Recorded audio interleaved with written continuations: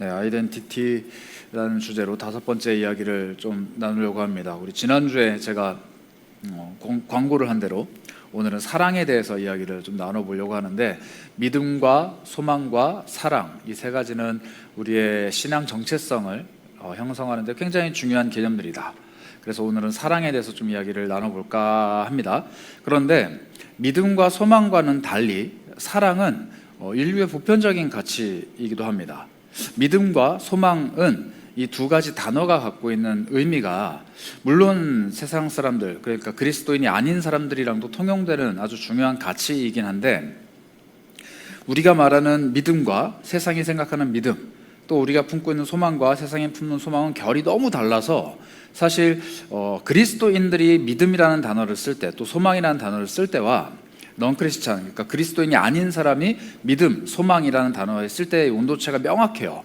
그런데 사랑이라는 단어는 그리스도인들이 갖고 있는 사랑과 세상이 갖고 있는 사랑이 굉장히 결을 같이 하기도 하고, 또 그리스도인들이 갖고 있는 사랑이라는 것이 세상 속에서 굉장한 힘을 발휘할 때가 많이 있습니다. 그래서 사랑이라는 것이 생각보다 이 그리스도인으로서 사랑을 품는다는 것이 세상 속에서 어쩌면 가장 강력한 힘이나 강력한 영향력을 끼칠 수 있는 도구이기도 하고, 또 하나 워낙에 요즘 시대가 사랑에 대한 왜곡이나 사랑에 대한 잘못된 편견들이 많은 시대이다 보니, 또 우리가 살아가는 세상 속에서 건강한 사랑을 가져야 또 그리스도인으로서 건강한 사랑을 흘려보내야 할 의무가 우리에게 있다라고 말을 하고 싶어요. 그런 의미에서 저는 사랑은 인류 보편의 가치라고 좀 이야기를 하고 싶은데, 사실 사랑을 안 하는 사람은 없습니다. 이 사랑은 어떤 사람이든지 사랑을 주고 사랑을 받는 것이 본능 안에 내재되어 있는 것 같아요. 그래서 사랑을 받고자 하는 욕구가 충족되지 못하면 이제 애정의 결핍이 생겨서 상당히 잘못된 방식이나 잘못된 행동들로 나타나기도 하고, 또 사랑을 주고자 하는 이 욕구가 과잉이 되면은 또 이 극단적으로 또 사랑을 퍼주거나 혹은 상대방에게 원치 않는 방식으로 사랑을 표현하는 이런 일들이 많이 발생을 합니다. 그러다 보니까 모르겠어요. 요즘만 그런 건지 모르겠는데, 뉴스에 뭐 이렇게 데이트 폭력이라든지, 혹은 이제 남녀 간에 원치 않는 스토킹이라든지, 혹은 뭐 남자가 여자가 상대방이 원하지 않는 방식으로 사랑을 표현하다가 범죄나 사건 사고가 일어나는 일들이 종종 심심치 않게 보여지곤 하는데, 생각보다 또 이런 일들이 우리나라뿐만 아니라 전 세계적으로, 그리고 시대를 막론하고 옛날에도 그랬고 지금도 그랬고, 이 사랑이라는 것을 왜곡되고 잘못된 것으로 오해하고 받아들이고 품기 시작하면서 나타나는 일들이 굉장히 많이 일어난다라는 겁니다. 우리도 그런 경험들을 좀 하게 됩니다. 제가 어제 워십 트립 갔다가 오면서 이런저런 이야기들 좀 많이 나눴는데, 워십 트립 기간에도 많이 나눴고요. 이제 아무래도 20대 초중반의 친구들이 많다 보니까 제가 사랑에 대해서 질문을 많이 하고 또 답도 받고 이랬습니다. 근데 생각보다 모쏠들이 많더라고요. 그래서 그래, 너네들이 이제 열심히 사랑을 해야지 이런 이야기를 하다가 문득 이제 식사를 다 같이 모여서 하는데, 저랑 강도사님을 빼놓고는 다 솔로인 거예요. 그러니까 거기에 모여있는 11명 중에 2명, 기혼자 2명을 빼고 9명이 다 지금 짝이 없는 상태더라고요. 제가 참 씁쓸했습니다. 이 친구들이 지금 짝이 없어서 여기 와서 이러고 있구나. 그래서 우스갯소리로, 야, 우리 이제 짝이나 혹은 모태솔로지만 연애를 하고 싶어 라거나, 혹은 친해지길 바래, 이런 컨텐츠를 우리 교회 안에서 좀 찍으면 어떨까라는 이야기도 막 서로 이야기를 했는데, 그런 생각이 문득 들었어요. 사랑이라는 게 사실 20대뿐만 아니라 30대, 40대, 50대, 60대 사랑이 평생 살아가면서 이성 간의 사랑뿐만 아니라 사랑이라는 것 자체를 늘 간구하고 갈급해하고 원하는 존재가 사람이 아닌가. 그 사랑을 주고 그 사랑을 받고 또 이 오가는 사랑 속에서 자기 자신의 존재를 계속 확인하는 게 사람 아닌가. 그리고 이러한 어떤 애정의 오고 감은 사랑뿐만 아니라 사실 동물들이나 하나님이 창조하신 이 피조세계 안에서 정말로 많은 곳에서 등장하고 있는 감정들이 아닌가 하는 생각들을 좀 해봤습니다. 그래서 이 사랑을 건강하게 하는 방법, 또 혹은 사랑을 건강하게 품는 방법이 굉장히 중요한 것 같아요. 생각보다 많은 그리스도인들이 이 사랑에 대한 왜곡된 생각들 때문에 그리스도인임에도 불구하고 사랑을 잘못된 방식으로 상대방에게 표현한다든지, 혹은 왜곡된 사랑을 다른 사람에게 요구한다든지, 혹은 부모, 자식, 형제, 자매, 혹은 내 배우자, 내 자녀들에게 잘못된 방식으로 사랑을 표현하고 표출하고 그것들을 또 요구하는 모습들을 종종 보게 됩니다. 물론 우리는 아주 대원칙 하나는 알고 있어요. 하나님이 사랑이시고 그 하나님의 사랑으로 내가 그 사람을 사랑한다 라고 얘기하지만, 이 어떤 케바케의 상황 속에서 혹은 사람과 사람 사이의 관계 속에서 이 사랑을 어떻게 잘 구현해내는지는 스스로의 삶 속에서 계속 배워가야 한다는 겁니다. 그런 의미에서 오늘은 이 관계 속에서 사랑이 어떻게 흘러가야 되는지, 또 그 사랑을 어떻게 우리가 흘려보낼 수 있는지를 좀 생각을 해보고자 합니다. 제가 사랑에 관해서 이야기를 이제 여러분들이랑 나눠야 된다라는 생각을 하자마자 딱 떠오른 인물이 사실 오늘 우리가 읽은 이 성경 속의 인물입니다. 사마리아 여인인데요. 여러분이 사마리아 여인을 잘 알고 있을 겁니다. 남편이 5명 있었던 여인, 그리고 그 남편들과 다 이제 이별을 하고 지금 살고 있는 남자는 심지어 남편이 아닌, 그러니까 6번째 남자와 함께 살고 있는 아주 기구한 운명, 독특한 이력을 가지고 있는 여자가 바로 이 사마리아 여인입니다. 그리고 여러분들 잘 알다시피 이 사람은 자기 마을, 즉 사마리아에 있는 수가성이라는 이 작은 마을에서 왕따 정도인 것 같아요. 사람들이 가까이 하지 않으니까. 특히 이 여성들 사회에 끼어들지 못해서 그 여성들이 이른 새벽에 나와서 물을 깃고 돌아가는 어떤 이런 커뮤니티에 들어가지 못해서 때양볕에 한낮에 낮 12시에 아무도 없는 시간대에 나와서 물을 길어서 자기 삶으로 돌아갈 수밖에 없는 그런 사람들과의 어떤 단절을 경험한 사람이다 정도로 우리가 좀 이해를 하고 있는데, 오늘은 이 여인에 대해서 조금 더 생각을 폭넓게 해보고자 합니다. 이 여인을 예수님이 만나고자 하셨어요. 사실 예수님이 사마리아 땅에 들어가게 된 이유는 이 이스라엘 사람들이 싫어하는, 이스라엘 사람들이 천대하는 사마리아 땅에도 복음을 전하기 위해서가 아주 큰 목적이긴 했지만, 어떤 면에서는 예수님은 이 여인 한 명을 만나고자 들어가셨던 것 같기도 해요. 그리고 이 여인을 만나고자 하셨는데 그 만남의 장소가 굉장히 독특합니다. 오늘 우리가 읽은 이 성경 앞부분에 보시면은 6절에 거기 또 야곱의 우물이 있더라라고 이렇게 이야기를 합니다. 야곱의 우물이라는 곳에서 예수님과 이 여자가 만남을 갖게 되거든요.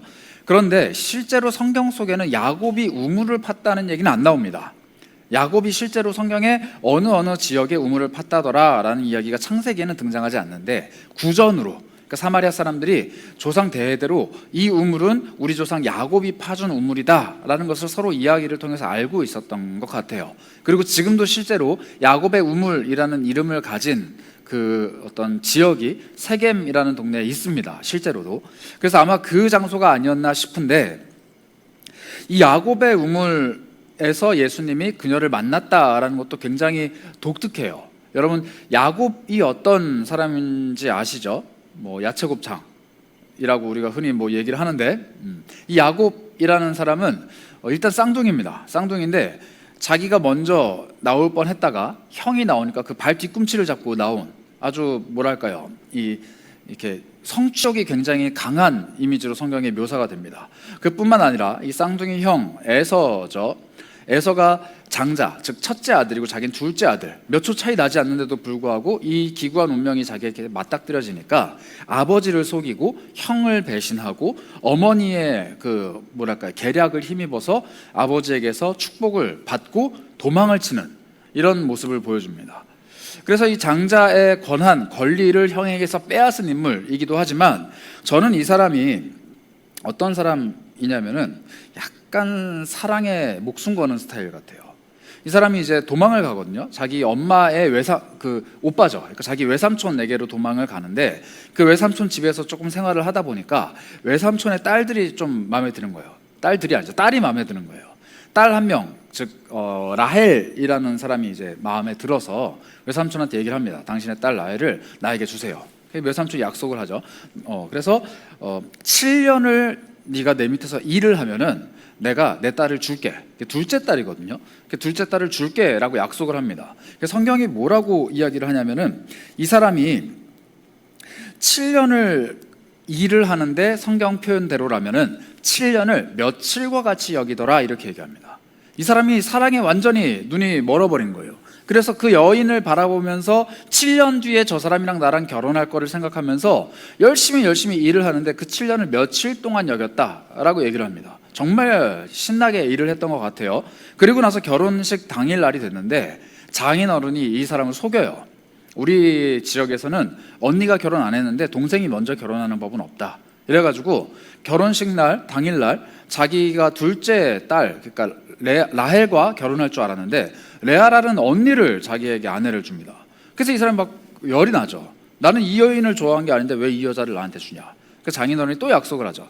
7년을 더 봉사를 하면 나를 섬기면 내가 둘째도 주겠다. 그래서 그날 두 번째 딸이랑도 결혼을 하고 7년을 더 이제 섬깁니다. 이게 사실 우리나라 문화에서는 좀 이해가 안 되는데 이 고대 근동 사회에서는 이해가 되는 결혼의 풍습이에요. 그러다 보니까 이 사람이 14년, 도합 14년을 자기 아내를 위해서 성경에 보니까 무보수로 일을 합니다. 여러분 14년을 무보수로 일을 할 정도로 이 한 여인을 향한 사랑이 불타올랐던 사람이에요. 이 사람이 사랑에 완전히 목숨을 걸고 그 여인과 가정을 이루는 그리고 그 여인과 함께 평생을 행복하게 살아가는 것을 꿈꾸면서 14년을 묵묵히 참고 일을 했던 그 사람이 바로 야곱인데 지금 야곱의 우물 앞에서 예수님이 한 여인을 기다립니다. 근데 이 여인도 야곱 못지않게 사랑에 미쳐있는 사람이에요. 그런데 저는 이 여인을 좀 안 좋은 표현이긴 한데 정확하게 표현하는 요즘식 용어가 있다라면은 약간 남미새 같아요. 새는 얘기 안 할게요. 남자에 미쳐있는 사람입니다. 여러분 남편이 5명이 있었다라는 거는 한번 잘 생각을 해봅시다. 남편이 5명 있었다는 건 일단 결혼을 5번 했다라는 건데 이 남편이 5명 바뀔 때까지 일어날 수 있는 상황은 딱 2가지예요. 기존의 남편들이 죽었거나 혹은 이혼을 했거나입니다. 그런데 만약에 내가 정말 첫 번째로 결혼했던 남편인데 이 사람이 불의의 사고로 죽었어요. 두 번째 또 결혼했는데 또 죽었어요. 세 번째, 네 번째, 다섯 번째도 죽었어요. 그래서 6번째 남편을 만났다. 만약에 이렇게 가정을 해본다라고 하면은 이 여인은 정말로 얼마나 지질이 운도 없길래 만나는 남자들이 다 죽게 된 걸까요? 혹은 사람들은 합리적인 의심을 하지 않을까요? 왜 저 여인은 남편을 만나자마자 죽는 거지? 남편을 죽인 건가? 혹은 저 여인이 뭔가 엄청 나쁜 일을 저지른 게 아닌가? 혹은 당시 시대의 관점으로는 하나님께 정말로 큰 죄를 저질러서 저런 저주가 그 사람 곁에 임하는 것은 아닐까라고 생각해 볼 수 있습니다. 그런데 남편이 죽은 건 아닌 것 같아요. 왜냐하면 남편이 죽게 되면은 그 남편의 재산이 그 여인에게로 다 이제 뭐라고 그러죠? 유산으로 상속이 될 텐데 5명의 남자들에게서 유산을 받았더라면 아마 이 여인이 조금은 그래도 부유했을 텐데 이 여인이 직접 물동이를 들고 우물가에 물을 뜨러 오는 걸 봐서는 집에 하인이 없는 여인이에요. 그 말은 아주 평범한 그냥 시민이었다. 당시의 사람들이 그냥 평범하게 살아가는 일상을 살아가는 그런 여인이었다. 어쩌면 조금 하층민에 가까운 삶을 살았다라고 볼 수 있다는 겁니다. 그래서 합리적인 추론은 5명의 남자와 다 이혼을 한 것 같습니다. 그런데 이혼을 했다고 하더라도 이게 말이 안 되는 게 뭐냐면 당시 문화로는 그 이스라엘과 사마리아 법에 의하면 여자는 남자에게 이혼을 요구할 수가 없어요. 그게 무슨 말이냐면은 남자는 여자에게 우리 이혼해 라고 말을 할 수 있습니다. 근데 여자는 남자에게 우리 이혼해 라고 말을 못해요. 말을 해도 그거를 인정해 주지 않아요. 그래서 성경에도 그런 표현이 등장하거든요. 바리새인들이랑 서기관들이 예수님 앞에 와가지고 모세는 이혼의 증서를 써서 남자가 여자한테 주면 끝이다 라고 얘기를 했는데 우리가 실제로 그런 법을 가지고 살아가는데 당신은 어떻게 생각하세요? 라고 물어볼 정도였습니다. 남자가 그냥 가가지고 이혼 증서에다가 내가 이러이러한 이유로 이 사람과 이혼합니다 라고 종이에다 끄적끄적 써가지고 그 여자한테 딱 주면은 결혼관계가 끝나는 시대였어요. 그런데 이것은 남자만 가능하고 여자는 불가능하다. 그거를 이제 다시 한번 이 여인의 상황에 도입을 해보면 이 여인은 뭐 그 여자가 잘했건 못했건 간에 좋은 사람이었건 나쁜 사람이었건 간에 지난 5번의 남자들로부터 결혼을 청혼을 받고 그리고 이혼을 당했던 사람입니다. 보통 이런 이제 기구한 운명을 가진 사람들을 보게 되면은 얼마나 성격이 괴팍했길래, 혹은 얼마나 이 결혼 생활을 못 지켰길래 그런 일들을 겪었을까라고 이야기할 수 있겠지만, 당시 고대 근동의 문화를 비추어 보게 된다면 이 여인은 정말로 많은 남자들에게 선택을 받았지만 그것만큼 많은 남자들에게 버림을 받았던 사람이에요. 그리고 고아와 과부가 일상적인 삶을 살아갈 수 없는 이스라엘 사회의 구조상 이 여인은 어쩔 수 없이 다시 결혼을 선택할 수밖에 없는 그런 사람이었습니다. 나이가 많은 것 같지도 않거든요.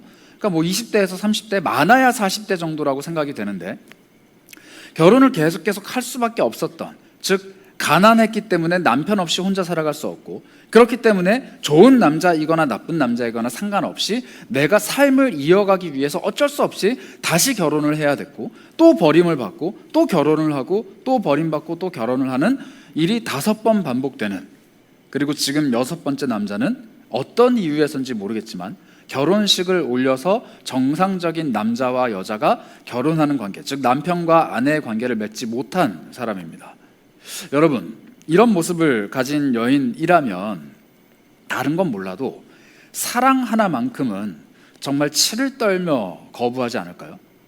5번 남편을 만났다가 헤어졌던 여인이라면, 그리고 그 5번의 관계가 어떠한 이유에서인지 정확하게 알 수는 없지만 정말로 이 땅에서 살아가기 위해서 내가 어쩔 수 없이 선택을 해야 됐던 선택이고, 그 선택이 또 깨져버리고 내가 정말로 이번만큼은 잘해보리라 라고 생각을 가지고 어떤 꿈을 가지고 다시 한번 시도를 했는데 깨져버리고, 이런 일들이 5번이 반복이 됐다라면은 아마 이 여인은 더 이상 사랑이라는 것에 어떤 환상이나 로망이나 사랑에 대한 소망과 희망을 갖지 않았을 것 같다라고 생각이 됩니다.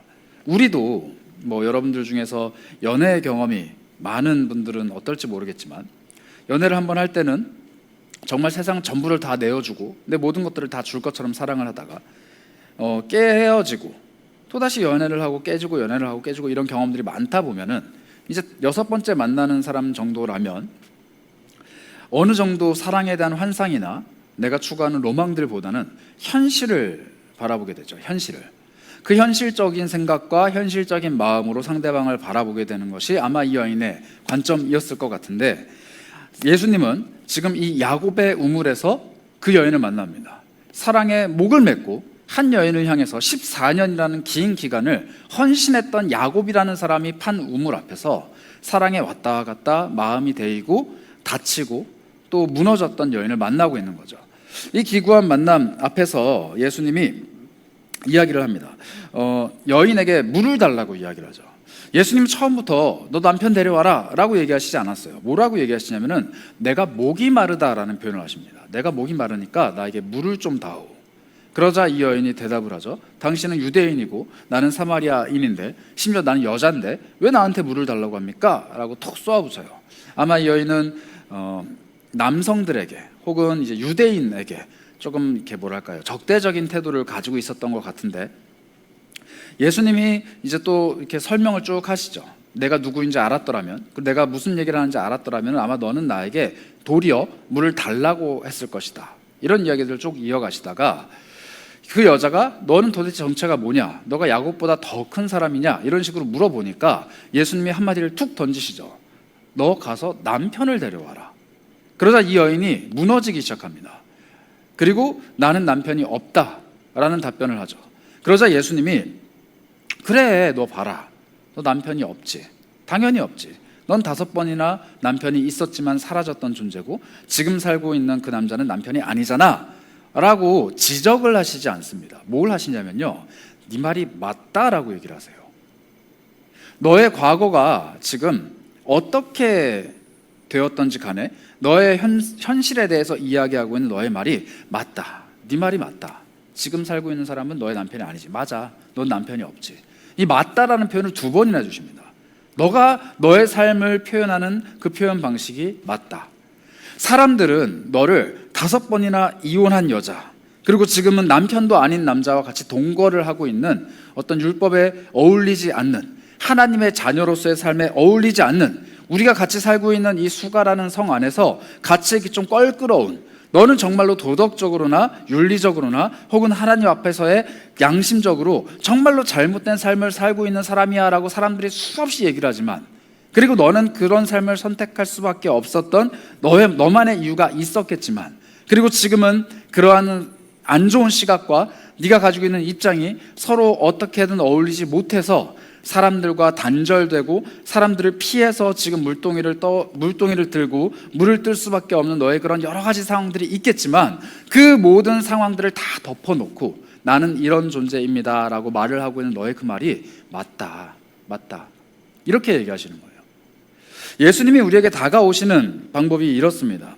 내가 세상에서 어떠한 사랑을 추구하고 그 사랑 가운데 어떠한 상처를 받고 또 그 사랑에 목이 마르고 또 그 사랑을 추구하고 사랑에 대해서 괜히 간구하고 계속 간구하고 갈망하고 실패하고 낙심하는 그런 모든 우리의 삶을 예수님이 지켜보시면서 맞다 틀리다 잘했다 못했다라고 얘기하시는 게 아니라, 그런 시도들을 하는 너 자신이 맞아, 괜찮아, 좋은 존재야 라고 말씀을 하시는 거예요.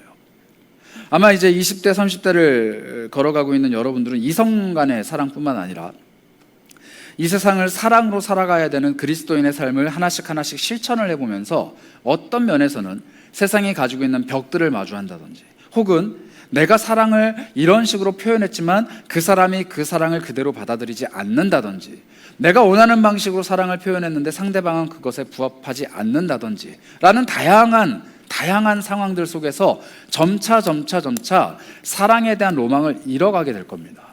그게 세상 사람들이 사랑을 잃고 현실을 직시하는 방법이에요. 세상 사람들은 그렇게 점점점 사랑에 대해서 흥미를 잃어가고 사랑에 대한 로망을 잃어가기 시작합니다. 그런데 하나님은 흥미롭게도 우리에게 뭐라고 말씀하시냐면은 그 사랑이 바로 나다라고 말씀하세요. 하나님은 사랑이시기 때문에 그 하나님이 우리 곁에 오셔서 우리를 끊임없이 세상 가운데서 사랑을 추구하고 갈망하고 사랑을 전하고 사랑을 가지고 이야기하는 존재로 우리를 부르신다라는 거예요. 세상 사람들은 사랑을 계속 잃어버립니다. 사랑에 대해서 흥미를 잃어버려요. 그리고 사랑에 대해 실망을 하죠. 상대방에 대해서 내가 사랑을 시도했는데 그 사람이 나에게 올바른 반응, 내가 기대했던 반응, 내가 원하는 반응을 해주지 않는다라는 것을 이제는 당연하게 여기고, 뭐라고 얘기를 하느냐? 야, 세상을 사랑하는 것이 아니라 너 자신을 사랑해라. 다른 사람을 사랑하는 게 아니라 너 자신을 사랑해라. 다른 사람들이 말하는 사랑을 쫓아가는 것이 아니라 네가 원하는 사랑의 방식을 쫓아가라 라고 말하면서 개개인의 사랑을 굉장히 강조를 합니다. 그런데 그 개개인의 사랑이 굉장히 나쁜 방식으로 드러나고 있는 게 또 세상이에요. 다양하게 자기의 사랑을 이야기하지만 다 상대방이 이해할 수 없는 굉장히 왜곡된 방식으로도 드러나고, 한편으로는 이 사랑에 실망한 나머지 사랑의 무용론을 외칩니다. 사랑 더 이상 없다, 그런 거 없다. 사랑은 이 세상 가운데 존재하지 않지만 사람들이 그저 추구하는 굉장히 멀리 떨어져 있는 것일 뿐이다 라고 말하는 염세주의자들도 있게 되는 거죠. 여러분들은 어떤 사랑에 대한 관점이 있습니까? 세상은 정말로 사랑할 만한 존재들이 있는 곳입니까? 여러분들의 세상은? 여러분들 곁에 있는 사람들은 정말로 사랑을 표현할 만한 사람인가요? 여러분들은 여러분들의 삶을, 또 여러분들의 곁에 있는 이웃들을, 여러분들의 가족을, 또 여러분들 스스로를 사랑하고 있습니까? 그 사랑이 정말로 할 만한 사랑입니까? 아니면 해야 되기 때문에 억지로 명맥을 유지하고 있는 사랑입니까? 그런 우리들에게 하나님은 다가오셔서 내가 너를 사랑한다, 그리고 너도 다른 이들을 사랑했으면 좋겠다 라고 사랑의 언어를 우리에게 말씀하고 계시다는 거예요. 그것을 위해서 예수님이 그 여인을 찾아가셨습니다. 여러분들 아마 그 노래를 아는지 모르겠는데, 제가 이 사랑에 대해서 묵상을 하다가 그 노래가 되게 꽂혀가지고 어제 저녁에도 또 오늘 오전에도 계속 좀 그 노래를 들었는데, 사랑은 언제나 목마르다 라는 표현 아시나요? 2% 부족할 때. 모르나요? 이거 너무 오래된 거여서. 제가 또 나무위키 했거든요. 하니까 2002년도 노래입니다. 얼굴 없는 가수 유미라는 분이 이제 불렀던 노래인데, 사랑은 언제나 목마르다라는 노래가 있어요. 그 노래 여러분들 아마 기억하실 수도 있는데, 정우성이랑 전지현이 나온 CF, 그 노래가 특이하게도 CF가 아니죠. 뮤직비디오가 너무 히트를 치는 바람에 1편, 2편이 나왔습니다. 그리고 3편은 심지어 광고로 제작이 돼요. 그 2%라는 그 음료수죠. 음료수 광고로 제작이 돼서 제일 유명한 거 그거예요. 이제 정우성이 막 낙엽 집어 던지면서 가란 말이야 막 하는 그거 있잖아요. 그럼 여자가 되게 아무렇지도 않다는 듯이 뭐라죠? 사랑은 목마르다 뭐 이렇게 하면서 갑자기 여자가 2%그 병으로 바뀌면서 사랑에 목이 마를 땐, 뭐 2% 부족할 땐 그러면서 이제 끝나는 그런 CF가 있습니다. 그 노래가 어떻게 시작을 하냐면 이렇게 시작을 해요. 그렇게 많이 사랑한다 했는데 이제야 사랑을 알 것 같아요. 여자가 구구절절 이렇게 노래를 합니다. 내가 남자에게 정말로 사랑한다라고 얘기를 많이 했는데 이제야 사랑을 알 것 같다, 이렇게 시작을 해요. 근데 이 노래가 뭐냐면 이 여자가 남자에게 이별을 고하는 내용입니다. 나는 이제 사랑을 알 것 같은데 당신이 나를 어떻게 사랑했는지도 내가 당신을 어떻게 사랑했는지도 알 것 같은데 우린 더 이상 사랑할 수 없을 것 같아요 라고 얘기를 하는 거예요.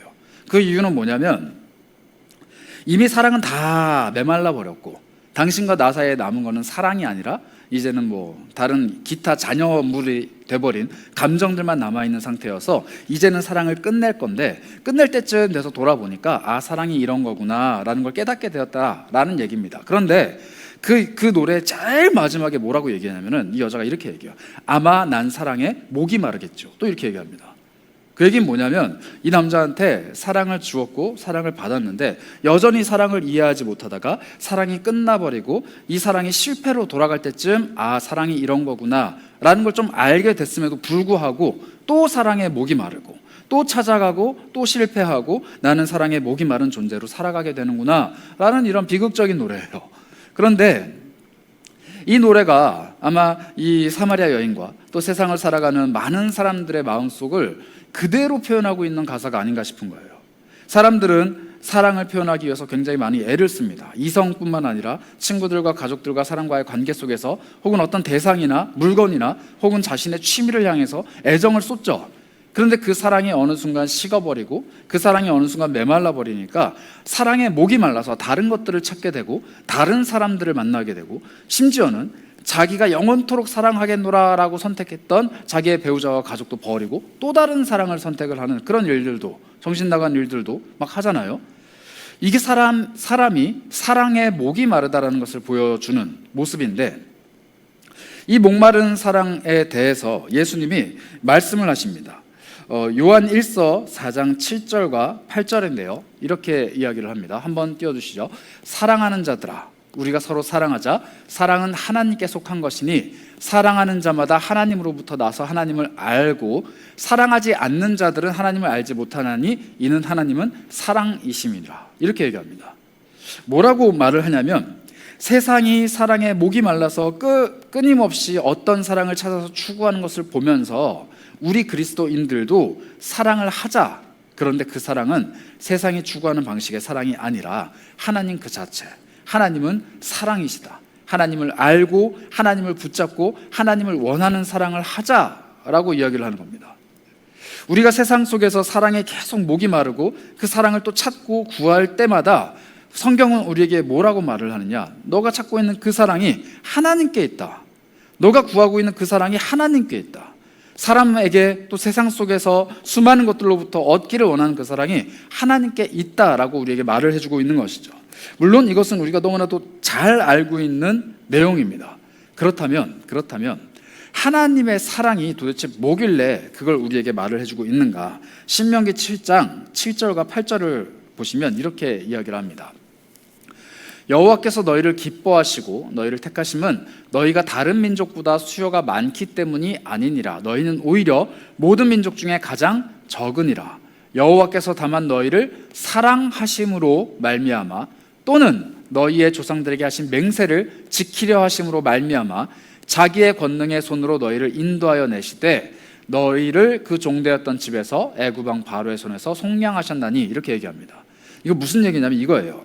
하나님이 너희들을 하나님의 백성 삼아 주신 것은 하나님이 너희를 사랑하기 때문인데 하나님이 너희를 사랑할 때 너희들에게 어떤 기준을 가지고 사랑하셨냐면 너희가 다른 민족들보다 훨씬 많기 때문에, 훨씬 더 힘이 세기 때문에, 훨씬 더 그럴듯한 존재이기 때문에 사랑하신 게 아니라 가장 적은 민족, 가장 아무것도 갖지 못한 민족, 다른 민족에게 노예로 사로잡혀서 수백 년 동안 고생하고 있는 아무것도 없는 이스라엘 민족을 보시면서 하나님이 사랑하셨다라는 거예요. 그 말은 뭘 의미하냐면 하나님은 이스라엘 백성들 혹은 자기 백성들을 사랑하실 때 그 사랑받는 대상들이 이제는 잘 돼서 자기에게 무언가를 돌려주리라라는 기대를 아예 품지 않으셨다라는 겁니다. 조금 더 쉽게 말씀드리자면 부모님의 사랑이랑 비슷한 거예요. 부모님이 자녀들을 사랑할 때 얘가 커서 나에게 내가 쏟아부은 이 돈보다 더 많은 돈을 나에게 돌려줄 거야. 혹은 내가 이 아이에게 쏟은 정성보다 훨씬 더 큰 정성을 노년에 나에게 돌려줄 거야. 혹은 내가 이 아이에게 투자한 것만큼 이 아이가 나에게 반대급부로 뭔가를 줄 거야 라고 기대하지 않고 그 아이를 사랑한다는 거예요. 물론 요즘에 좀 보면은 이상하게 왜곡된 부모님들은 이런 기대를 요구하는 부모가 있습니다. 내가 너에게 어떻게 해줬는데, 내가 너를 어떻게 키웠는데, 막 이런 얘기하는 사람들이 간혹가다 있잖아요. 여러분들의 부모님들은 그러지 않을 겁니다. 저희 부모님도 그러지 않으시거든요. 그런데 그런 요구를 하는 부모님들을 우리는 건강하다고 말할 수 없죠. 자녀를 사랑할 때는 무조건적인 사랑인 겁니다. 하나님의 사랑도 그렇다라는 거예요. 하나님의 사랑을 표현하는 영어의 표현 중에 하나가 unconditional love라는 게 있어요. 그러니까 조건 없이 사랑을 한다는 겁니다. 상대방이 어떠한 조건을 갖고 있든지 전혀 상관없이 하나님은 그냥 사랑하신다는 거예요. 그 말은 하나님은 상대방에게서 사랑받는 것을 포기하셨다는 겁니다. 조금 더 쉽게 얘기하자면 하나님이 나를 사랑하셨을 때는 내가 하나님을 어떻게 사랑할지, 내가 하나님께 무엇을 돌려드릴지, 내가 하나님 앞에서 어떤 존재가 될지 하나님은 전혀 상관없이 다 포기하신 채로 먼저 사랑하셨다는 거예요. 이게 하나님의 사랑이라는 겁니다. 하나님의 사랑은 우리에게 반대급부를 요구하지 않아요. 물론 우리가 하나님의 사랑에 감격해서 예배도 드리고 하나님의 사랑에 감격해서 하나님을 찬양하고 하나님의 사랑에 감격해서 내 주변에 있는 이들에게 하나님의 사랑을 막 전합니다. 근데 이것은 하나님이 요구하셨기 때문에 하는 게 아니라 내가 감격해서 하는 거예요. 하나님은 우리에게 단 한 번도 내가 너를 사랑했으니까 너 이렇게 살아, 내가 너에게 이렇게 사랑을 했으니까 넌 저렇게 살아, 내가 너를 이렇게 사랑했으니까 넌 나에게 이걸 갚아내 라고 말씀하시지 않는다라는 거예요. 하나님은 사랑을 조건으로, 내가 너에게 베푼 사랑을 조건으로 너는 이런 삶을 살아라 라고 말씀하신 적이 없습니다. 하나님의 사랑은 늘 한결같이 조건 없이 우리에게 다가옵니다. 그런데 하나님은 그 사랑에 조건을 달고 무언가를 말씀하신 적이 딱 한 번 있습니다. 그게 뭐냐면 이웃을 사랑하라는 거예요. 내가 너희를 사랑한 것 같이 너희도 서로 사랑해라. 하나님은 내가 너희를 사랑했는데 그 사랑을 나에게 갚아, 내가 너를 이만큼 사랑했으니까 넌 나에게 이렇게 해 라고 말씀하시는 게 아니라 나에게 안 해도 괜찮으니까, 나를 사랑하지 않아도 괜찮으니까 서로 사랑을 해라, 이 말씀을 하십니다. 이게 바로 하나님의 사랑의 조건이에요. 나에게 사랑을 갚지 않아도 괜찮으니 다른 사람을 사랑하라 라는 말씀이신 거죠. 이게 성경에 좀 구현이 되어 있는데요, 로마서 5장 8절을 한번 보겠습니다. 우리가 아직 죄인 되었을 때 그리스도께서 우리를 위하여 죽으심으로 하나님께서 우리에 대한 자기의 사랑을 확증하셨느니라. 이게 바로 조건 없이 모든 것을 우리에게 쏟아부어 주신 하나님의 사랑을 표현하는데요, 하나님이 나에게 무언가를 계속 사랑으로 펼쳐 보여주시는데 우리는 끊임없이 그 사랑이 부족하다고 얘기를 해요. 내가 그 사랑을 잘 모르겠다라고 얘기를 해요. 하나님의 사랑이 쏟아져 내리는데도 불구하고 나는 더 많은 사랑이 필요하다라고 말을 합니다. 그러자 하나님이 어떤 사랑까지 보여주시느냐, 자기의 외아들이신 독생자 예수를 우리에게 내어주시면서까지 사랑을 표현하십니다. 이 자신이 가지고 있는 가장 소중한 존재를 우리에게 주시면서 그 존재가 죽음에 이르도록 우리에게 내어주시면서 하나님은 뭘 보여주고 싶으셨느냐, 사랑이라는 걸 보여주고 싶으셨던 거예요. 그런데 성경은 또 이어서 뭐라고 얘기를 하냐면 요한복음 13장 34절 35절입니다. 새 계명을 너에게 주노니 서로 사랑해라. 내가 너희를 사랑한 것 같이 너희도 서로 사랑해라. 너희가 서로 사랑하면, 이게 중요합니다, 이로써 모든 사람이 너희가 내 제자인 줄을 알리라, 이렇게 말씀하십니다. 하나님이 세상에 예수님을 보내시면서 사랑을 확실히 보여주셨다라고 했죠.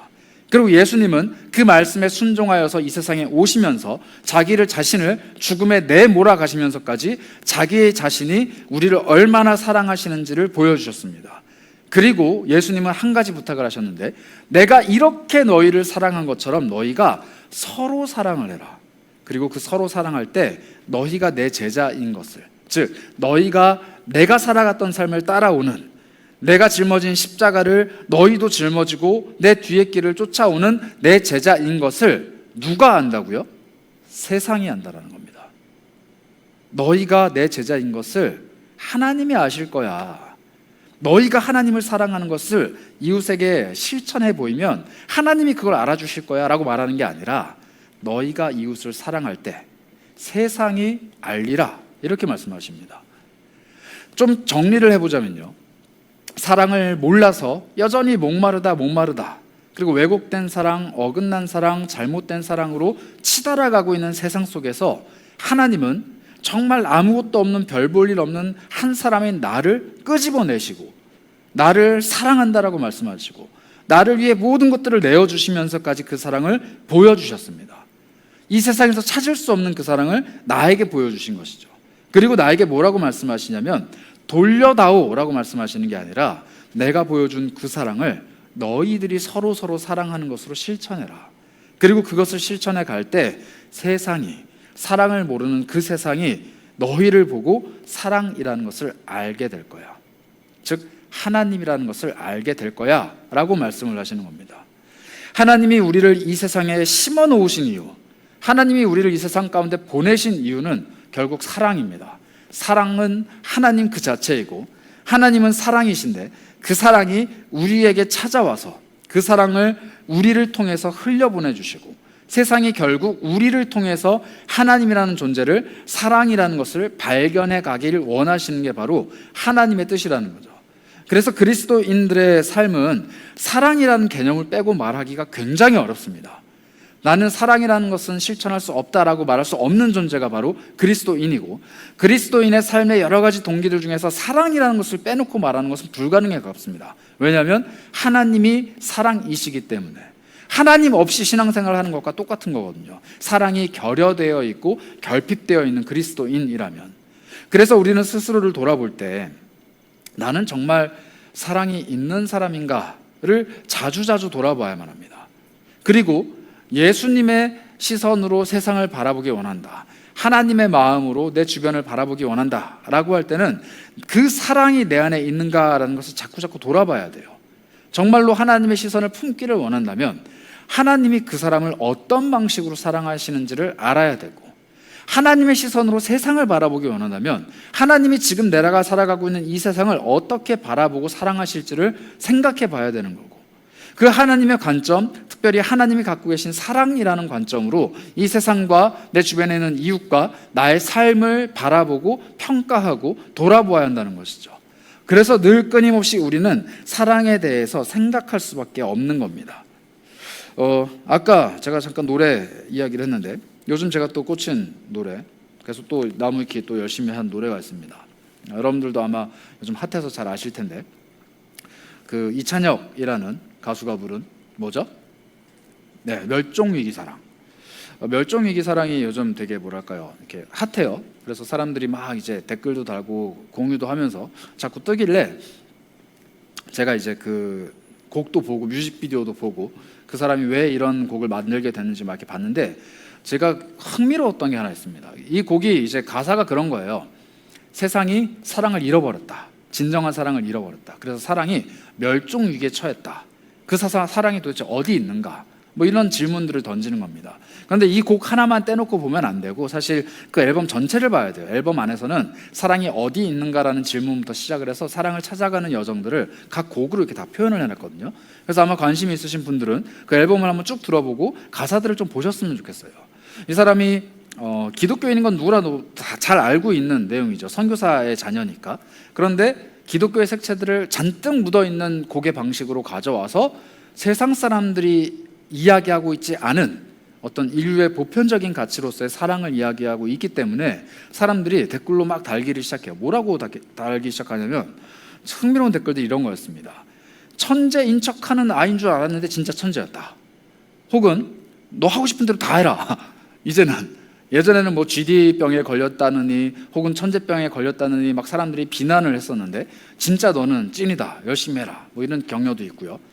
이 사람이 이야기하고 있는 방식을 어떻게 표현했는지, 특히 이제 가스펠이라는 어떤 툴을 가지고 와서 사랑을 표현하는 방식을 막 이야기하면서 나는 교회 안 다니는데 이 곡을 들어보니까 교회 가서 기도해보고 싶은 생각이 든다, 뭐 이런 얘기도 있고요. 막 댓글들이 달렸는데 제가 진짜 흥미로웠던 건 뭐냐면 이 가수가 사랑에 대해서 얘기를 하는데 이 가수가 이야기하고 있는 사랑에 대한 댓글은 별로 없더라고요.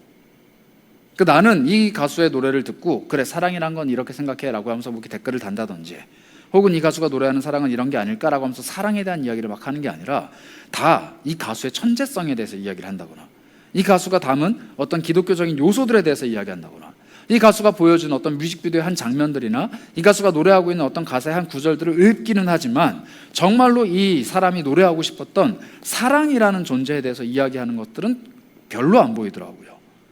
그래서 제가 곰곰이 생각을 해봤습니다. 왜 그럴까? 멸종 위기의 사랑을 이야기하고 있는 그 순간에도 왜 사람들은 사랑에 대해서 이야기하거나 관심을 갖지 않을까? 그러면서 좀 내렸던 결론은, 그래, 사랑이라는 거는 어떤 한 문장으로, 어떤 한 이야기들로 말하기가 너무 어려운 게 아닐까? 지금 이 사람이 사랑에 대해서 노래를 막 하면서 사랑이 사라져가고 있다 외치고 있지만 거기에도 사랑은 이런 거야 라고 답을 달기 어려운 만큼 사람들이 사랑을 잃어버린 건 아닐까? 사람들이 사랑에 대해서 정의를 내리지 못하고 생각하지 못하고 실천하지 못하고 있는 것은 아닐까라는 생각을 하게 됐습니다. 여러분들은 누군가가 와서 너가 경험한 하나님의 사랑은 도대체 뭐야? 라고 질문을 한다면은 무엇이라고 대답을 하실래요? 누구누구야, 너 교회를 다니지? 교회를 다니는데 하나님은 사랑이시라며, 기독교는 사랑이라며, 너는 도대체 교회에서 어떤 사랑을 받았길래, 너는 하나님께 어떤 사랑을 받았길래 그렇게 매주 교회를 가는 거야? 너는 왜 하나님을 믿어? 하나님이 너에게 어떻게 사랑을 표현하셨어? 그리고 너는 하나님을 어떻게 사랑해? 그 사랑을 어떻게 표현해? 너는 도대체 어떤 사랑을 세상 속에서 하고 있는 거야? 너는 그리스도인으로서 너가 생각하는 사랑이 뭐야? 라고 얘기를 했을 때 나 스스로의 결론이 있는가입니다. 이게 되게 중요해요. 왜냐하면 사랑에 대한 결론, 사랑에 대한 이해가 그리스도인으로서 내가 살아가는 삶의 방식을 결정짓기 때문입니다. 우리 아까 처음 봤던 이 여인의 이야기로 한번 돌아가도록 해볼까요? 이 여인은 사랑에 목말라 있던 여인이었습니다. 그런데 예수님이 오셔서 건드리죠. 나에게 물을 달라. 너가 뭔데 나한테 물을 달라 그러냐? 너 내가 누군지 알면은 내가 너한테 물을 줄 수 있을걸? 너가 누군데? 너 가서 남편을 데려와. 나 남편 없는데. 그래, 너 남편 없다는 말이 맞지? 막 이렇게 얘기하면서 막 대화가 오고 가죠. 이 사람이 목마른 존재라는 것, 실제로는 지금 예수님이 목마르다 말씀하시면서 물을 달라고 하지만 진짜로 사랑에 목말라 있던 존재는 이 여인이었다는 것을 예수님이 이렇게 끄집어내십니다. 그 여인에게서. 그런데 이 여인이 흥미롭게도 뭘 얘기하냐면, 그래, 나 남편이 5명 있었지만 지금은 남편이 아닌 다른 남자와 살고 있는 존재야. 그런데 내가 그런 존재인 걸 당신이 알고 있는데 내가 당신한테 물어보고 싶은 게 있어 라고 하면서 질문 던진 게 뭐냐면, 그럼 사랑이 뭔데? 난 어떤 남자랑 결혼해야 되는데? 내가 선택해야 되는 사랑이 도대체 뭔데? 나는 어떤 사람과 살아야 되는데? 이런 질문을 하는 게 아니라 예배에 대해서 질문을 해요. 당신은 보니까 뭔가 좀 알고 있는 존재인 것 같은데 내가 질문 하나 합시다. 사랑이 뭡니까? 가 아니라 하나님께 어떻게 예배를 합니까? 라는 질문을 하는 거예요. 여기서 우리는 한 가지를 더 알 수 있는 게, 이 여인이 아까 사람과의 관계가 굉장히 많이 깨져 있는 여인인 것 같다 그랬잖아요. 이 마을 사람들과의 관계도 깨져 있고 남자들과의 관계에서도 상처가 많은 여인이었는데, 이 여인은 어느 정도 사람들과의 관계를 단절시킨 것 같아요. 이 마을 사람들과의 관계도 단절시키고 주변에 있는 다른 여인들과의 관계도 단절시키고 홀로 물동이를 뚫어 나올 만큼 이렇게 단절되어 있는 인간관계를 갖고 있었던 사람인데, 이 여인이 단절시킬 수 없는 딱 하나의 관계가 있었던 것 같아요. 하나님과의 관계. 사랑과의 관계는 계속 깨지고 남편과의 관계는 계속 무너지고 내가 기대했던 사랑들은 계속 먹은다는 것들을 경험하면서 이 여인이 마지막으로 끝까지 놓을 수 없는 관계가 바로 하나님과의 관계였습니다. 그런데 이 사람은 그 관계에서도 만족을 못하는 거예요. 이 관계에서도 우리식의 표현대로 하면 은혜를 경험하지 못하는 거죠. 그래서 질문을 합니다. 내가 하나님과의 관계를 놓지 못하고 있어서, 놓을 수가 없어서, 그리고 나는 정말로 예배를 잘 하고 싶어서 늘 부단히 애를 쓰고 노력을 하는데 당신들 말로는 예루살렘에서 예배를 드려야 된다고 한다. 그런데 우리 조상은 여기에서 예배 드려도 괜찮다라고 한다. 그런데 내가 이렇게 하나님과의 관계에서 만족하지 못하는 것, 은혜를 받지 못하는 것, 여전히 하나님에게로부터 사랑받지 못한다라고 느끼는 게 내가 지금 사마리아인이기 때문에 예루살렘에 가서 예배를 드리지 못하기 때문인가? 라는 질문을 하는 겁니다. 조금 더 쉽게 얘기하자면, 내가 하나님이 원하시는 예배를 드리지 않았기 때문에, 하나님이 원하시는 삶을 살지 않았기 때문에, 하나님이 기뻐하는 모습을 갖추지 않았기 때문에, 하나님께서 싫어하시는 행동을 했기 때문에, 하나님께서 원치 않는 모습을 갖고 있는 죄인이기 때문에 하나님의 사랑을 못 느끼는 건가요? 라는 질문을 한 거예요. 하나님의 사랑을 못 느끼게 되니까 또 주변에 있는 다른 남자들로부터 사랑을 느끼려고 했고, 그 사랑을 계속 실패하게 되니까 다시 또 하나님께 목마르게 되고, 그런데 여전히 하나님은 날 사랑하시는 것 같지 않고 내 인생에는 이런 일들이 계속 반복적으로 일어나는데, 이 모든 것들이 내가 하나님 앞에서 제대로 못 살아서 그런 겁니까? 라는 질문을 한 겁니다. 그런데 예수님이 거기에 답변을 하시죠. 하나님께 여기도 아니고 저기도 아니고 이런 장소가 중요한 것이 아니라 영과 진리로 예배할 날이 올 거다. 그 날이 올 거다. 이렇게 말씀을 하시죠. 그리고 이 여인이 또 답을 합니다. 메시아가 오시면 나에게 다 가르쳐 주실 거다. 그 날이 올 거다. 근데 예수님이 놀라운 얘기를 하세요. 내가 바로 메시아다. 이런 말씀을 하십니다. 예수님은 그때까지 제자들에게도, 자신의 주변 사람들에게도 기적을 보이는 그 순간들까지도 단 한 번도 내가 메시아다라는 말씀을 하시지 않았어요. 그냥 하나님의 말씀을 전하시고 그냥 기적을 보여주시고, 그러면서 끊임없이 뭐라고 말씀하셨냐면, 나의 때가 아직 이르지 않았다. 나는 아직도 때가 이르지 않은 존재다라고 말씀하시면서 자기를 계속 숨기셨습니다. 그런데 성경 속에서 처음으로 자신이 메시아인 걸 밝힌 사람이 바로 이 여인이에요. 수제자인 베드로도 아니고 사랑받는 제자인 요한도 아니고 자기 어머니 마리아도 아니고 자기가 선택했던 수많은 제자들이 아니고 이 여인에게로 와서 밝히시는 거예요. 너가 그토록 원했던 메시아, 너가 그토록 만나고 싶어 했던 하나님의 아들, 너가 그토록 원하는 은혜의 보고, 정말로 너의 목마름을 해결해 줄 수 있는 유일한 존재야 라고 말씀을 해주신 겁니다. 여러분, 예수님은 우리에게 이렇게 다가오시는 거예요. 목마름을 경험하고 있는 수많은 사람들이 오늘도 여전히 사랑에 목말라서 사랑을 간구합니다. 자기들 나름의 방식대로, 자기가 원하는 방법대로 사랑을 찾고 있죠. 그때 하나님이 우리에게 오셔서 사랑이라고 말씀해 주시며 그 사랑을 보여주시는 방법이 예수 그리스도라는 거예요. 그 예수님이 우리에게 다가오실 때는 아주 명확하고 선명하게 다가옵니다. 다른 그 어떤 것도 아닌, 나는 너에게 사랑을 주는 존재다. 너가 원하고 바라는 그 모든 사랑을 내가 너에게 줄 수 있다. 그러니 나를 선택해라 라고 말씀하시는 겁니다. 나를 선택해라. 다른 그 어떤 것이 아니라 나를 선택해라.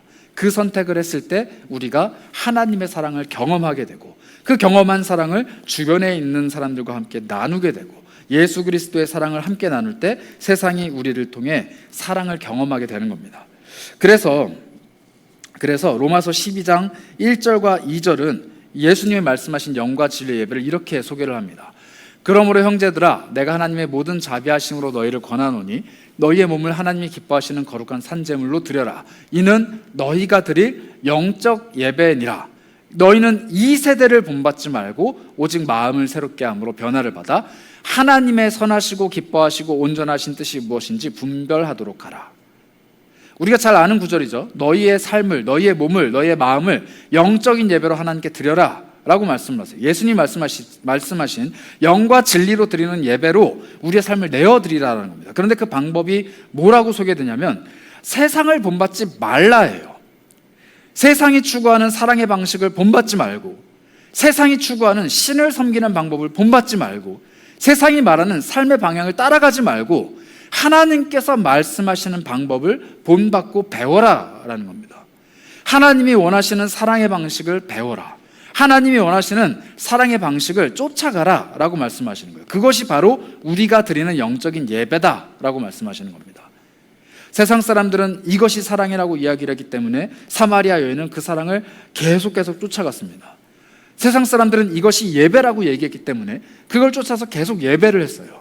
그런데 그 어디에서도 만족감을 누리지 못했던, 사람들과의 사랑에서도 하나님과의 사랑에서도 만족을 누리지 못했던 그 여인이 하나님 앞에 섰을 때, 예수 그리스도 앞에 섰을 때 예수님이 말씀하십니다. 세상 사람들이 말하는 방식이 아니라, 예루살렘도 아니고 이 산도 아니고 그 어느 공간도 아니고 그 어떤 방법도 아니라 너의 마음과 진리, 그리고 너의 이 영적인 너의 심정으로 드리는 그 예배가 너를 만족시켜 줄 거고, 그 예배를 통해서 너는 하나님 앞에서 거룩한 산 제사로 삶을 드러낼 수 있을 것이고, 그것이 바로 하나님께서 원하시는 영적인 예배다. 그러니 하나님의 사랑을 본받아라, 이렇게 말씀하시는 겁니다.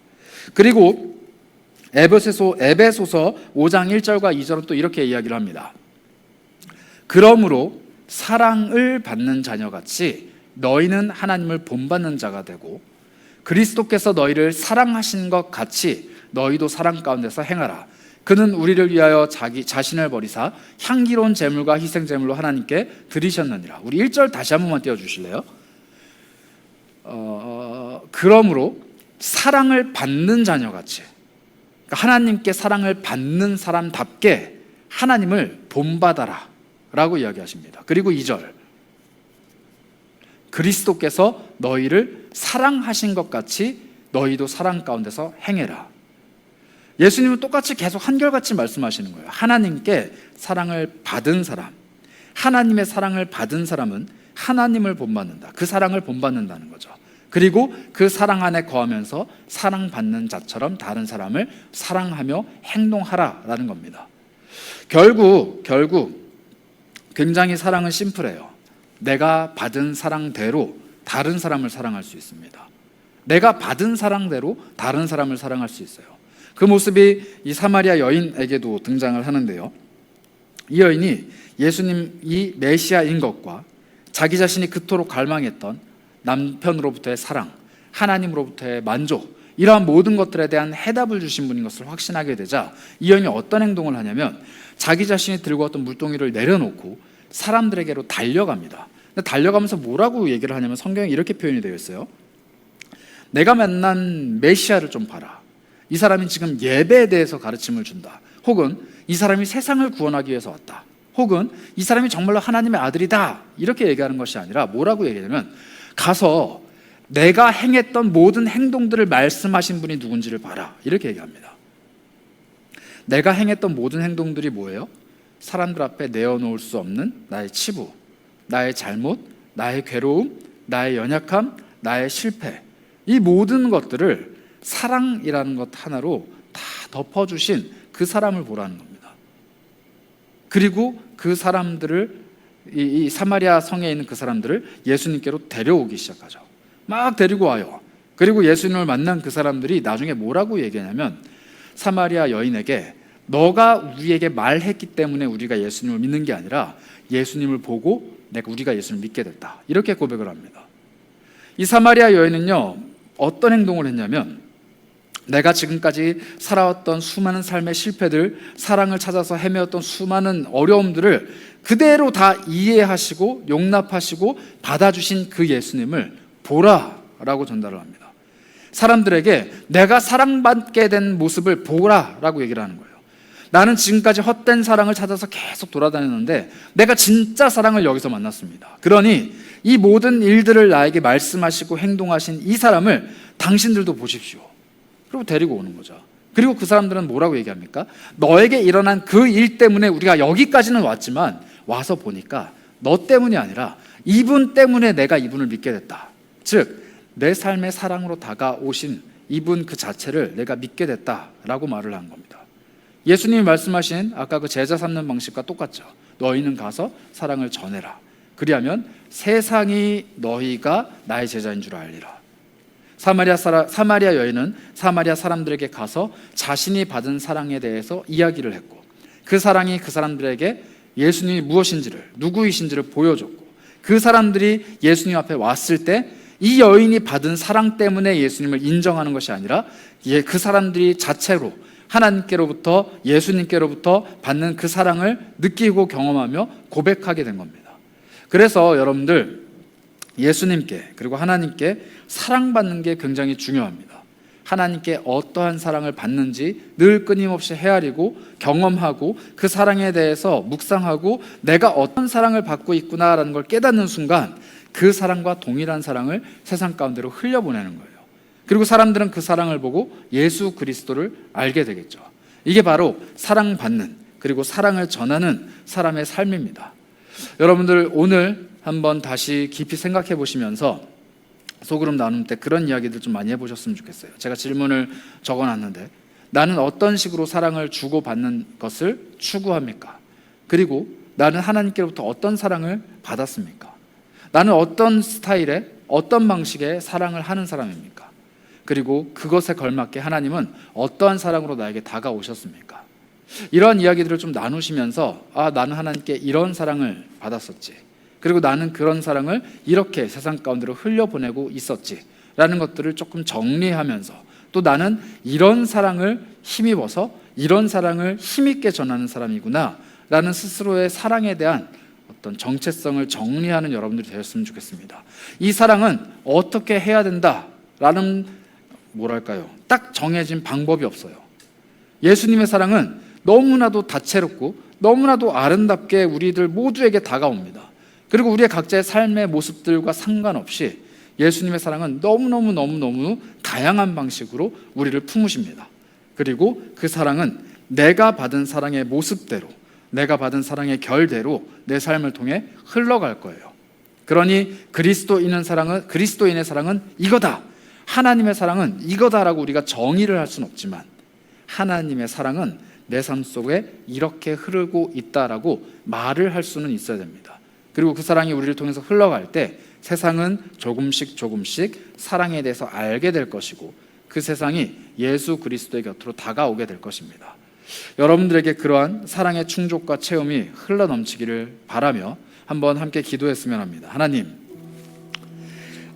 나는 세상 속에서 어떤 사랑에 대한 갈급과 또 사랑에 대한 갈망을 가지고 살아갑니까? 어쩌면 시간이 흐르고 사랑에 무던해지고 사랑에 대한 소망이 사라지고 사랑하려고 애쓰다가도 실패하고 그 사랑에 실망해서 사랑을 실천하는 방법조차 점점 잊어버린 것은 아닙니까? 사랑에 목마르다는 것은 알고 있지만 그 사랑을 어디로부터 얻을지, 또 그 사랑을 어떻게 흘려보낼지 이제는 무던한 채로 살아가고 있는 것은 아닙니까? 나는 정말로 하나님께 사랑받는 존재입니까? 하나님의 그 사랑은 나를 향해서 흐르고 있습니까? 나는 정말로 그 사랑을 흘려보내는 존재입니까? 내가 갖고 있는 사랑이 다른 사람들에게 전달되고 있습니까? 그 사랑이 정말로 다른 사람들을 향해서 흘러가고 있습니까? 다른 사람들은 나를 통해서 사랑을 느끼고 있습니까? 이런 수많은 질문들을 던져보시면서 내 안에 있는 사랑과 또 나에게 주시는 그 사랑을 놓고 한번 하나님 앞에 여러분들의 목소리로 또 여러분들의 삶으로 잔잔히 다가가도록 하겠습니다. 함께 기도하겠습니다. 하나님, 채워주시옵소서. 붙들어주시옵소서. 나를 사랑하시기에 모든 것을 포기하셨던 그 하나님이, 나를 사랑하시기에 모든 것들을 내어주셨던 그 하나님이 그 사랑을 나에게 돌려받는 것마저도 포기하신 채로 그 사랑을 흘려보내라 말씀하시니 사랑이 타고난 자가 되길 소원합니다. 사랑을 잘 보는 자가, 잘 전하는 자가 되길 소원합니다. 그렇게 하나님과 함께 동행하는 자가 되게 인도하여 주시옵소서. 하나님, 우리를 너무 사랑하셔서 예수 그리스도를 내어주셨다라는 것이 내 머릿속에 들어있는 지식이 아니길 원합니다. 자기의 사랑하는 독생자 아들을 우리를 사랑하시는 마음 때문에 내어주셨다, 그 사실이 우리에게 그저 신앙의 한 부분으로 남지 않기를 소망합니다. 정말로 그 사랑이, 모든 것을 포기하고 내어주신 그 놀라운 사랑이 내 삶에 오늘도 흐르고 있다는 것을 경험하고 체감하고 느끼기 원합니다. 하나님의 사랑이 멀리 떨어져 있는 것이 아니라 내 삶에 가까이 다가올 수 있도록 그 따뜻한 사랑을 나에게 다시 한번 보여주시고, 마치 사마리아 여인이 끊임없이 사랑에 실패했지만 그럼에도 불구하고 사랑을 선택할 수밖에 없었던 것처럼, 우리 또한 세상 속에서 사랑에 실패하고 무너지고 실망하고 또 사랑에 배신당할지라도 그 사랑을 선택하게 하시고 진정한 사랑을 찾아서 헤매는 하나님의 사람들 되게 하여 주옵소서. 그러나 하나님, 우리가 세상 속에서 세상의 방식으로 사랑하지 않기를 원합니다. 하나님께서 원하시는 방식, 하나님께서 우리에게 베풀어 주신 그 방법대로 세상을 사랑할 수 있도록 도와주시고, 내가 받은 사랑의 방식대로 다른 누군가를 사랑할 수 있는 은혜의 사람들 되게 하여 주옵소서. 그러니 오늘도 다시 한번 하나님의 사랑을 간구합니다. 나를 향해 쏟아내려 주시는 그 하나님의 사랑을 경험케 하여 주시고, 고백하게 하여 주시고, 그 사랑이 나를 통하여서 다른 누군가에게로 흘러 들어가는 기쁨을 맛보게 해주시고, 그 사랑을 통해 다른 누군가가 예수 그리스도를 발견하고 하나님 품 안으로 돌아오는 놀라운 일들이 나의 삶을 통해 일어날 수 있도록 인도하여 주옵소서. 오늘도 다시 한번 간절히 구합니다. 우리에게 사랑을 보내어 주시고, 그 사랑을 풍성하게 하여 주시옵소서. 그 사랑으로 인해 내가 하루를 살아갈 수 있는 힘을 얻게 하여 주시고, 그 사랑 때문에 내가 다시 한번 용기 내어 다른 이들에게 사랑을 흘려보내는 하나님의 사람, 사랑의 사람이 되게 하여 주옵소서. 감사드립니다. 우리 주 예수 그리스도의 이름으로 기도합니다. 아멘. 네, 우리 함께 찬양하시면서 나의 갈급함을, 특별히 사랑에 목말라 있는 나를 채워주시는 생명의 근원, 생수의 근원 되신 예수 그리스도를 함께 찬양하도록 하겠습니다. 내 갈급함 어떤 것으로도 채울 수 없네. 내 갈급함 어느 것으로 채울 수 없네. 내 갈급함 상한 나의 심령에. 내 갈급함 부르짖는 소리 들으소서. 내 갈급함 주의 음성 들리. 다시 한번 고백합시다. 내 갈급함, 내 갈급함 어느 것으로 채울 수 없네. 내 갈급함 상한 나의 심령에. 내 갈급함 부르짖는 소리 들으소서. 내 갈급함 주의 음성 들리네. 내게로 나오라. 내게로 나오라. 영원히 영원히 목마름 전혀 없으리. 내게로 나오라. 가까이 가까이 생수의 근원 되신 주께. 내게로 나오라. 영원히 영원히 영원히 영원히 목마름 전혀 없으리. 내게로 나오라. 가까이 가까이 생명의 근원 되신. 다시 한번 고백합시다. 내 갈급함 어떤 것으로도 채울 수 없네. 내 갈급함 어느 것으로 채울 수 없네. 내 갈급함 상한 나의 심령에. 내 갈급함 부르짖는 소리 들으소서. 내 갈급함 주의 음성 들리. 주님께서 말씀하십니다. 내게로 나오라. 내게로 나오라. 영원히 영원히 목마름 전혀 없으니.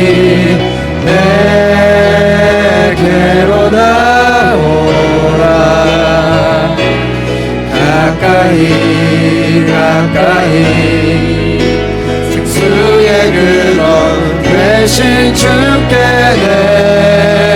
내게로 나오라. 영원히 영원히 들은 전혀 없으니 내게로 나오라. 가까이 가까이 생명의 근원 되신 주께. 여러분 한번 스스로를 돌아보면서 기도했으면 합니다. 여러분들의 첫 번째 남편, 두 번째 남편, 세 번째, 네 번째, 다섯 번째 남편은 누구입니까? 하나님이 아닌 다른 것에서 사랑을 구하고 사랑하고자 애쓰고 또 사랑받지 못해서 실망하고 그 사랑이 다 떨어졌다고 없어져 버렸다라고 낙심했던 그 대상들은 누구입니까? 무엇입니까? 어떠한 여러분들의 모습입니까? 그 남편들을 다 떠나보내고 이제는 진정한 생수의 근원이신 예수님께로 가서 나의 목마름을 고백하는 우리 모두가 되었으면 합니다. 하나님, 나는 이것을 정말로 사랑했고요, 이것을 통해서 내 삶의 만족을 얻으려고 했고요, 내 목마름이 이것 때문에 해결되리라 생각했는데 그렇지 않더군요. 하나님이 정말로 모든 생수의 근원이 되시고 그 사랑의 근원이 되셔서 나의 목마름을, 사랑의 목마름을 해결해 주시는 분이시라는 것을 다시 한번 고백합니다. 나에게 수많은 과거의 다른 사랑들이 있었지만 하나님께서는 그것을 질책하지 않으시고, 그래, 하지만 지금 너가 나에게로부터 사랑을 받았으면 좋겠다 라고 말씀하신다는 것을 내가 믿음으로 신뢰하고 잃어버리지 않았으면 좋겠습니다. 다른 곳에서 사랑을 찾는 것이 아니라 하나님께로부터 사랑을 찾았으면 합니다. 나의 마음을 다스려 주시고 하나님이라는 유일한 사랑의 근원 앞에 머무를 수 있도록 나에게 그 사랑을 다시 한번 베풀어 주옵소서. 이전의 모든 사랑은 잊어버리고 하나님만 나의 유일한 사랑으로 붙들기를 소망합니다. 우리 이런 마음으로 하나님 앞에 다시 잠잠히 기도하며 나아가도록 하겠습니다. 함께 기도합니다. 하나님, 그렇습니다. 우리의 삶이 하나님 아버지 앞에 어떤 존재인지 돌아보게 됩니다. 나는 어떤 사랑을 했습니까? 나는 무엇을 사랑이라고 고백했습니까? 나는 어떠한 스타일의 사랑을 원했습니까? 나는 어떤 식으로, 어떤 방식으로 사랑했습니까? 하나님, 이 세상을, 내 이웃을, 내 주변을 어떻게 사랑하며 나만의 방식으로, 나만의 생각으로 다가가진 않았습니까? 하나님, 돌아봅니다. 그 모든 사랑 가운데 하나님의 방식, 하나님의 방법을 경험할 수 있도록 도와주시고 나를 사랑하시는 하나님을 찾을 수 있도록 인도해 주옵소서. 하나님, 내가 이전에 수많은 것들을 사랑했지만 이제는 정말로 하나님만을 사랑하기 원합니다. 하나님만을 바라보기 원합니다. 하나님 안에서 사랑의 만족을 누리고자 합니다. 하나님, 채워주시옵소서. 그 사랑을 나에게 채워주시옵소서. 오로지 하나님만을 사랑의 근원으로 여기고 그 모든 사랑이 내 안에 흘러넘칠 수 있도록 인도하여 주시옵소서. 하나님만을 찾고 구하기 원합니다. 하나님, 붙잡아 주시옵소서. 채워주시옵소서. 놀라우신 하나님의 능력을 내 삶에 부어주시옵소서. 다시 한번 기도하실 때는 여러분들의 사랑의 방식을 한번 되짚어 보셨으면 좋겠어요. 하나님 앞에서 나는 어떤 방식으로 세상을, 나의 이웃을, 나의 삶을, 그리고 하나님을 사랑하고 있는가? 내 마음대로, 내가 원하는 방식대로, 내가 받고자 하는 방법대로 사랑을 베풀고 있지는 않았는가? 정말로 하나님께서 나를 사랑하시는 방식대로 내가 세상을 사랑했는가? 돌아보았으면 좋겠습니다. 하나님, 때로는 내가 내 욕심에 못 이겨, 나의 성급함에 못 이겨서 이런저런 방식으로 사랑해보고자 애를 썼는데 정말 가장 정확하고 좋고 뛰어난 방식은 하나님께서 나를 사랑하는 그 방법이었다는 것을 내가 인정하기 원합니다. 다시 한번 하나님께 사랑을 받고 싶습니다. 그 사랑이 내 안에 차고 넘치길 원합니다. 그리고 내가 받았던 그 사랑, 내가 배웠던 그 사랑, 내가 경험했던 그 사랑을 다른 이들에게도 똑같이 전해줄 수 있는 그런 능력이, 그런 힘이 내 안에 있었으면 합니다. 하나님, 내가 하나님의 방식대로 사랑하도록 인도하여 주옵소서. 우리 이런 마음으로 한번 기도하도록 하겠습니다. 기도합니다. 하나님, 세상 속에서 사랑을 잘 전할 수 있도록 도와주시고 탁월하게 그 사랑을 증거할 수 있도록 인도하여 주시고 하나님의 사랑 안에 머무는 사람 될 수 있도록 역사해 주시옵소서. 하나님, 세상이 원하는 삶의 가치들을 잘 보여주는 것뿐만 아니라 세상이 알지 못하는 정말로 멸종 위기에 처한 그 사랑을 우리가 삶을 통해, 우리 모습을 통해 보여줄 수 있도록 인도하여 주옵소서. 세상이 볼 수 없는 말도 안 되는 그 사랑이 나를 통해 흘러가기 원합니다. 내가 경험한 정말 말도 안 되는 그 사랑이 나를 통해 세상 가운데로 흘러가길 소망합니다. 하나님, 경험하게 하여 주옵소서. 정말로 경험하게 하여 주옵소서. 나를 통해 그 사랑이 흘러갈 수 있도록 인도하여 주옵소서. 나를 통해 세상 가운데 사랑이 흘러갈 수 있도록 역사해 주옵소서. 세상 가운데 소망을 이야기할 수 있도록 도와주시고, 믿음을 이야기할 수 있도록 도와주시고, 무엇보다 세상 가운데 사랑을 이야기할 수 있는 사람 될 수 있도록 역사해 주옵소서. 하나님이 원하시는 사랑, 하나님이 찾기를 구하시는 그 사랑이 세상 가운데 나를 통하여서 물씬 흠솟을 수 있도록 도와주시고, 정말로 나로 인하여서 세상이 사랑을 배워가는, 세상이 사랑을 증거해가는 그런 놀라운 일들 일어날 수 있도록 역사하여 주옵소서.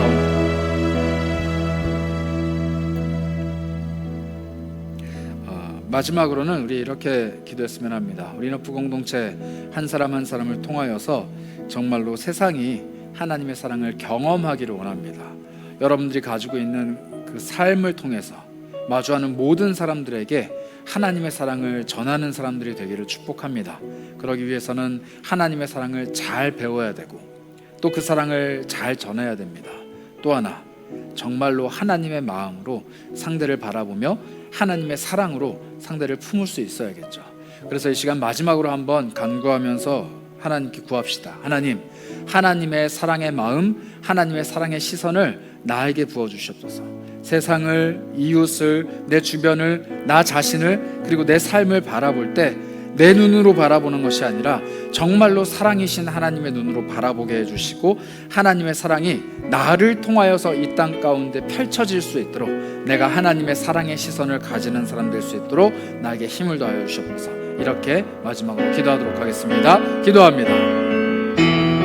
하나님, 하나님의 사랑을 간구합니다. 그 사랑이 우리 가운데 차고 넘치고 흘러넘칠 수 있도록 인도하여 주시고, 놀랍게도 역사하시는 하나님의 사랑, 끊임없이 역사하시는 하나님의 은혜를 이곳 가운데서, 내 삶 가운데서 펼쳐 보여줄 수 있도록 힘내게 하여 주시옵소서. 하나님, 그 사랑을 본받고 배워가길 소망합니다. 예수를 통해서 보여주신 그 사랑, 말도 안 되는 그 사랑, 모든 것들을 포기하시면서 나를 선택하신 그 사랑을 내가 배워가길 소망합니다. 하나님의 은혜 가운데 하나님이 포기하신 그 사랑을 내가 경험할 수 있도록 인도하여 주시고, 하나님이 역사하시는 그 사랑이 내 가운데서 차고 넘칠 수 있도록 역사해 주시고, 정말로 모든 것을 포기하시면서 나를 선택하신 그 사랑을 내가 경험하며 다시 한번 세상 가운데 흘려보내는 하나님의 사람 되게 하여 주옵소서. 주님, 하나님의 사랑을 포기치 않으시는 그 사랑을 경험하기 원합니다. 하나님, 역사해 주옵소서. 세상 모든 것들을 다 포기하면서 나를 포기하지 않으시는 그 사랑을 내가 고백할 수 있도록 인도해 주옵소서. 하나님, 채워주시고 부어주시고 그 사랑을 깨닫는 은혜를 나에게 경험케 하여 주옵소서.